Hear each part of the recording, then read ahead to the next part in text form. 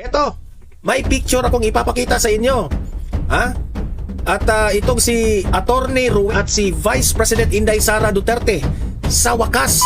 Ko ipapakita yung video na yan, no? Don't forget guys, i-like, i-share itong video na ito para makatulong na aabot sa ating mamamayang Pilipino. At mag-subscribe na rin ha sa mga bago pa lang dito para updated kayo lagi, okay? Libre lang mag-subscribe, kaya subscribe na kayo. So ito yung balita, panoorin ninyo. Narito ang Balitang Pinoy TV.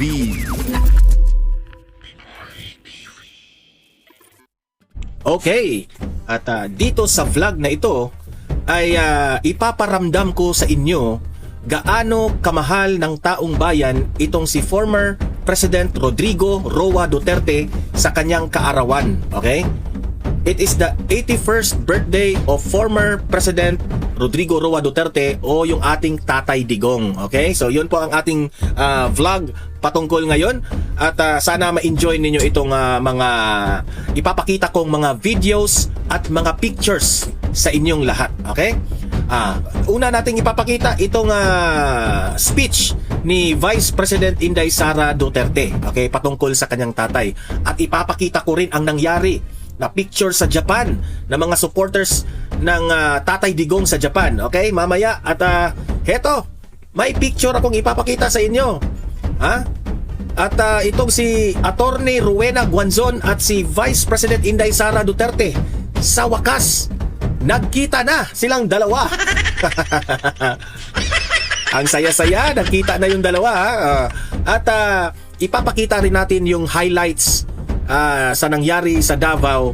Nagtipon-tipon po ang mga bigating mga supporters ni Tatay Digong, no? At papakinggan po natin isa-isa ang kanilang mga sinasabi. Okay? Palakpakan! Happy birthday, Tatay Digong! Yan. Happy birthday to our beloved Tatay Digong. Okay? So, heto. Unahin muna natin itong speech ni Vice President Inday Sara Duterte. Panoorin natin.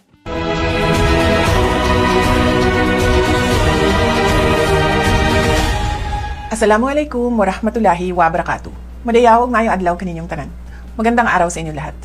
Today, we celebrate the birthday of my father, our former President Rodrigo Roa Duterte. To all the parallel support groups, volunteers, and the millions of Filipinos here and abroad who organized celebrations to honor him, maraming salamat sa inyong walang sawang pagmamahal at katapatan. Actually sa totoo lang, he is the only president, si Tatay Digong, na most celebrated person o presidente ng Pilipinas. Siya lamang po ang tanging presidente na nakakuha ng ganitong appreciation ng taong bayan. Imantakin mo, halos buong mundo nagse-celebrate every time mag-birthday si Tatay Digong. Yung mga kalaban ni Tatay Digong, hindi ba kayo mahihiya dyan? Kontra kayo ng kontra sa mga Duterte tapos buong Pilipino sa buong mundo nagse-celebrate sa birthday ni Tatay Digong. Your loyalty to him is a testament to a leadership that truly prioritized the safety and dignity of every Filipino family. But as we celebrate, we also stand firm. The defense of his rights is a defense of our national sovereignty. We must remain vigilant against the weaponization of the law and the unconstitutional intrusion of foreign bodies that seek to bypass our own courts. Our justice system must remain independent, serving only the mandate of the Filipino people and never the interests of foreign powers. To the Filipino people, thank you for being our strength. Through the storms and challenges, your resilience remains our inspiration. Patuloy nating ipaglaban ang dangal ng ating bansa. Mahalin natin ang Pilipinas para sa Diyos, sa bayan, at sa bawat pamilyang Pilipino. Syukran. Yan. So, ako po dito po sa Donmar TV, in behalf of the Donmar TV, nagpapasalamat rin ako sa mga lahat ng mga DDS, mga supporters, at sa mga naniniwala kay Tatay Digong hanggang ngayon. Okay? Na walang sawa ang inyong suporta, walang sawa ang inyong paniniwala sa advokasya ng ating mahal na Pangulong Tatay Digong. Okay? Hanggang maraming salamat sa inyo. Palakpakan sa ating lahat. No? At hindi dyan magtatapos ang ating suporta. Susuporta tayo hanggat makalabas itong si Tatay Digong sa ICC. Okay? So, ayan. Ito rin ang nakakatuwa doon sa Japan. Ito. Ayan. Happy birthday, Tatay Digong. Japan OFWs. Nakita doon na they are celebrating the birthday of Tatay Digong. Ayan, kuha ito ng isang mga netizen natin doon. Ayan, yan, oh. Ayan, oh. Ayan, yan. Sobrang dami nila, oh. Happy 81st birthday, Tatay Digong. Ayan. Ang dami nila yan, ha. Nagpaparade yan sila. So, sa ating mga kababayan, mga Filipino community, sa Japan, maraming salamat sa walang sawang suporta ninyo kay Tatay Digong. Ayan, ha. Ito pa, may ipapakita ko sa inyo. Ito po, sa wakas, itong si Vice President Inday Sara Duterte at itong si Attorney Rowena Guanzon, nagkita na in person sa wakas. Ayan, ano to, binalita ito ng SMNI News Online. Papasahin natin ito. Ayan. Nagkita sina Vice President Sara Duterte at Attorney Rowena Guanzon sa Parada Davaoenyo sa Davao City bilang bahagi ng ika-89th araw ng Davao ngayong Marso 28, which is birthday rin na Tatay Digong. Ayan, oh, yung picture nilang dalawa. Ayan. Maraming natutuwa dito sa pagkikita ng dalawa kasi this symbolizes a strong woman. Okay? Itong dalawang nagkatabing mga strong woman. 'Di ba? Bagay na bagay ang kanilang pagtandem diyan, no? Kasi ito yung example ng mga babae na hindi talaga nagpapaapi. Okay? Mga strong woman po itong dalawa. Ayan, palakpakan. Attorney Rowena Guanzon and Vice President Inday Sara Duterte. Ayan. So ngayon ay pakikinggan natin isa-isa itong mga nangyari doon sa Davao. Okay? Kung saan makikita nyo dito yung mga big time nating mga bisita at mga big time na supporters ni Tatay Digong ay nakiisa doon. Isa na itong si Attorney Rowena Guanzon at anong tawag doon? Nag-speech doon isa-isa. Okay? Ito, panoorin po natin. Yan. City has progressive asset. Yes, this one here, Davao City. Forward natin. Not president of the Philippines. So Unahin na natin itong si Attorney Rowena Guanzon ang kanyang speech. Okay? we empower people. Let's take a break. Maganda naman po high school niya sa atong mga congressman. Labi na kay Omar, kay Harold, kay Lian Liviste, kay Ari akong amigo si Kiko Gonzaga. Mamaya ipapakita rin natin. Nandyan rin si Congressman Liviste, ha, nakasuporta kay Tatay Digong. Anang Lahat na siguro mga idolo ng mga DDS nandyan lahat ngayon. naman kayo kung sa mga taga-Davao, awa ko kailan ako. This is not the first. Kailan mo na ako? Bakit kailan? Bisaya man ko. Pero ilong gamit ako. Pero kay sa Dumaguete man ko high school niya ang ako mga pariente dagan kay diferenteng Bisaya. That's why si Juan ko. Dagan mga Guanzon sa Cebu. The first time I met Rodrigo Duterte was a historical event. The campaign for President Cory Aquino against Marcos and his warlords. Your Lola Soling was then our leader here in Davao. Hindi ka pa na tao. So ang officer in charge diri as Vice Mayor si Rodrigo Duterte. Ako ang officer in charge Mayor sa Cadiz City, Negros Occidental. I was 27 years old. But like Rodrigo Duterte, I was used to gangsters and private armies and ang mga komunista takkan kayo sa Negros sa una kay Sugar Mami.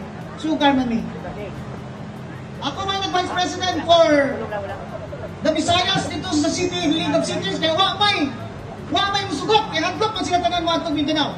Takot raw sila lahat pumunta sa Mindanao. Sa mga hindi nakaintindi na Bisaya, i-interpret ko na lang. So ako ilang ipili, I was 27 years old, gipaan ko pa nila diri, kay Digong.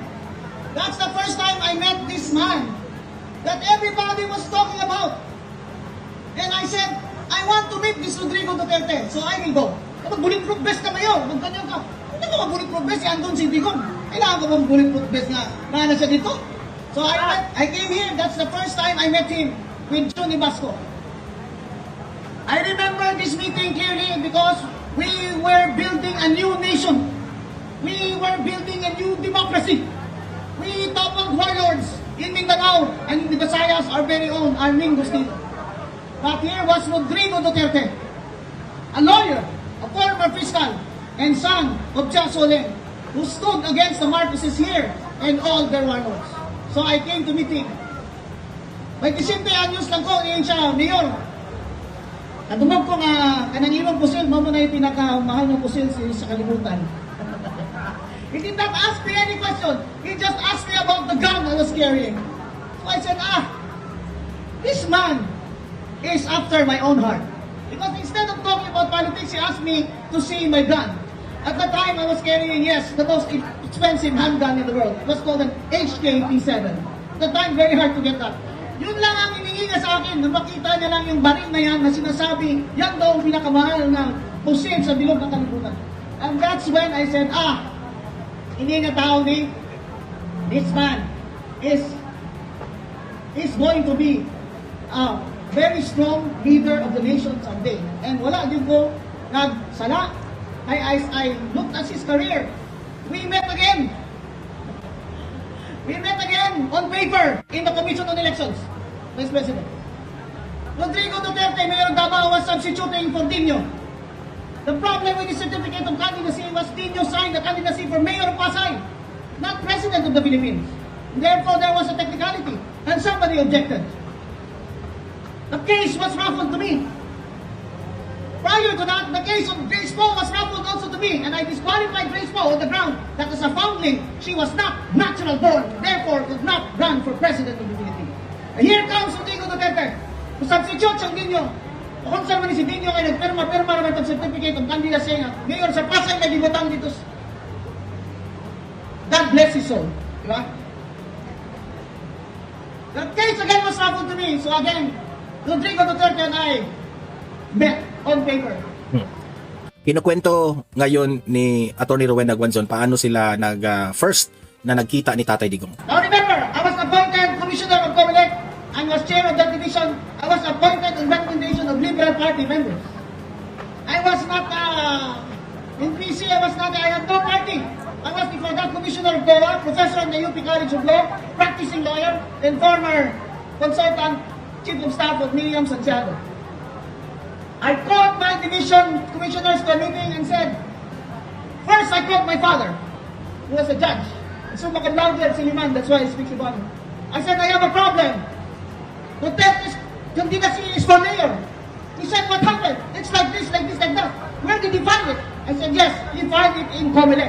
Is it not that when you run for mayor, you find it in Pasay City? I said, yes, but he found it in Manila. He said, therefore, the intent of that thing was to run for president, not for mayor of Pasay.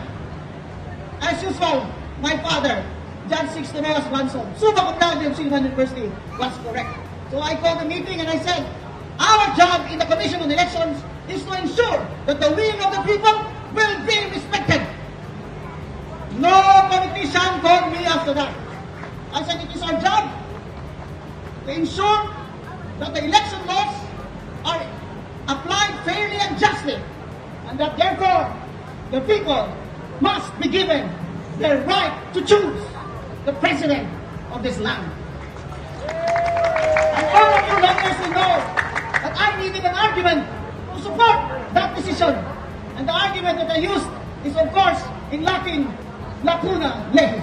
There is a gap in the law. There is a gap in the law and therefore needed interpretation. And when you interpret a gap in the law, you must interpret it in favor of the people. In favor of the people. Not against the people. So when I called my commissioners and said, this is my decision, how will you vote? And they said, ma'am, we vote with you. You vote with me regardless of the consequences. Remember, President Aquino was seated in Malacanang. There were candidates of the Liberal Party, and I said, I know that man. I know that Rodrigo Duterte we have met. I trust, I have faith in the people. I have faith in the Filipino people that they will choose the right leader. And that, my friends, is the reason why I'm here. And on a final word, I have to tell you, bakit si Rowena Guanzon na dilawan mo na? Dilawan mo na! Bakit raw si Atty. Rowena Guanzon na siya ay isang dilawan raw? Yung tao na rin ako, sige, sabak-sabak na ako. Kung saan dilawan mo na, kung katutuan mo kang Bipisara ka ron. Ayaw na yun si Bipisara, ayaw na lang nagisnitan kay karon ang tinahandang mo daog yun si Sara for president! Sabi ni Atty. Rowena Guanzon na, bakit sinabihan daw siya ng mga tao na bakit ka lumapit kay BP Sara ngayon, nadilawan ka man? Siya hindi. Kailangan manalo ngayon si VP Sara. Kung dilaw ka, kung pulaw ka, kung pink ka, kung blue ka, kung sa... Wala namini mo kaakin. Wala kami kaakin sa inyo. Upot na lang kita tinitanan kay Sara para sa aton puso. Kahit kung hindi si Sara Duterte ang magpresidente, walang mananagot. Kaya si Nueva Gonzon magsasara Duterte. Kasi si Sara Duterte lang ang presidente na kung siya manalo, may mananagot. Kasi very passionate itong si Atty. Rowena Guanzon sa korupsyon na Pilipinas na ayaw talaga niya. At alam niya na si VP Sara lang talaga maka-solve nan. Ilang taon ako sa politika. Sa tiyan pa ang nanay ko, 67 years old ako ngayon. Politiko na ako. September na nanay ko, 33 years. Wala pa ako nakita ng gobyerno na ganito. Puro kapag nanakaw. Nakawatan. Ang kailangan ng Pilipinas reforma. Zero corruption. Zero tolerance. That is why this early, I already Ito na nga mga kabalita. Ano na ang masasabi nyo patungkol sa balitang ito? Please comment down below mga kabalita. Pag-usapan natin yan sa comment section. At kung di ka pa nakasubscribe sa ating channel, baka naman